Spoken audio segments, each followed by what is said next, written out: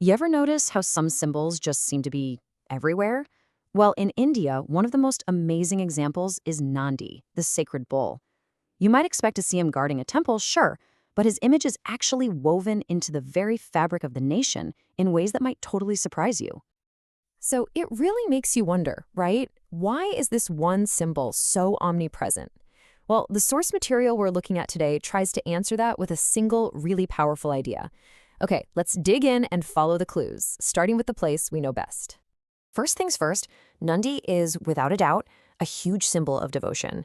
He's this constant, patient presence in the spiritual life of millions and millions of people. I mean, think about it. Walk into pretty much any temple dedicated to Lord Shiva, anywhere on the planet, and who's the first one you see? There he is, Nandi, just sitting there in eternal vigilance, his gaze fixed on the Shivalinga. He's the ultimate gatekeeper, the #1 devotee. And this isn't just some general guideline, it's an absolute rule. At all 12 of the Jyotirlingas, we're talking the most sacred Shiva shrines in the whole country, Nandi is right there, holding his honored place. That alone tells you just how important he is in the highest levels of Hindu worship. But what's really fascinating is how his influence just explodes beyond those major temples. You'll find him on family altars and people's homes. He's got his own dedicated temples and fairs. And, get this, according to our source, he's a central figure in a staggering 80% of the subcontinent's festivals. He's not just in temples, he's part of the rhythm of daily life. Okay, but the story doesn't stop at the temple steps. This is where it gets really interesting. From the world of faith, Nandi's symbol marches straight into the heart of the nation's identity, becoming deeply embedded in the state itself. This is just a wild detail. The very first page of the original Constitution of India, it's decorated with a seal from the ancient Indus Valley civilization. And what's on that ancient seal? A Nandi bowl. I mean, that's the foundational image on the nation's foundational document. Wow. And the connection to governance keeps going. Take the Sengol, that historic scepter that symbolizes a just rule and the transfer of power. And what's sitting right at the very top? A beautifully crafted Nandi. So here, he's not just a devotee, he actually represents righteousness and the strength of the state itself. You know, the bull's symbolism is so potent, so powerful, that it's been a key part of modern political identity, and for all sides. It's a direct callback to the nation's agricultural soul. The Congress Party's original symbol was a pair of yoked bullocks, representing the working people. And an early symbol for the Bharatiya Janata Party, a farmer with his plow and bullocks tapping into tradition and the land. Okay, let's just pause for a second.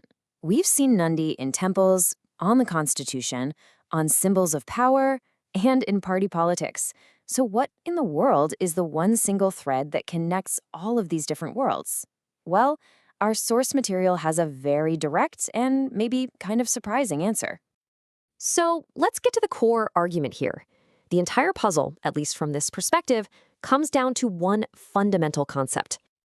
And there it is. That's the big idea. The source argues that Nandi is way more than just a symbol. He is the living embodiment of a way of life, an entire system of agriculture. And the survival of Indian culture itself is directly, inextricably tied to the survival of this system. So what exactly is Nandi agriculture? Well, it's the term they use for traditional bull-centric farming.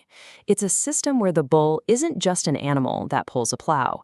He is the absolute core of the entire agricultural ecosystem. It's a world where the farmer, the land, and the bull are all linked together. And you know what? This isn't just some abstract theory sitting in a book. The people who believe this are turning that belief into action, a massive, massive undertaking designed to bring this whole conversation right to the forefront. So, how do you get people to pay attention to an idea this big?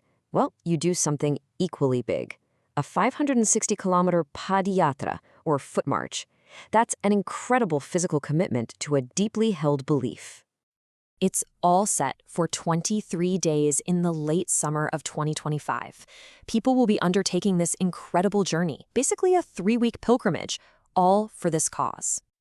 And the route they're taking, it's really symbolic. They're starting in Vijayapur, passing through these major historical centers, and finally ending up in the state capital, Bangalore. It's a very deliberate path, designed to bring a traditional message right to the seat of modern power. And the declared goal of this epic walk is super clear: to spark a scientific conversation about this link. It's really a call to action, asking everyone to seriously re-examine the relationship between how farming has been done for centuries and the health of the culture that grew up right alongside it. So, what's the big takeaway from all this? Well, the source material we've been walking through presents a really powerful and, frankly, very thought-provoking argument. It really all boils down to this one idea. The Nandi you see in the temple, the Nandi on the Constitution, he's not just a religious figure. He is the symbol of an entire agricultural foundation. And the argument here is that if that foundation erodes, if the traditional farmer and their bull disappear, then the whole cultural structure built on top of it could be at risk of crumbling. And that leaves us with a pretty profound question to chew on, doesn't it? Is a nation's culture really, truly inseparable from the way it has traditionally fed itself? As a way of life that was centered around the bull begins to fade, what does that actually mean for the civilization that it helped build? That's a question whose answer is really going to shape the future.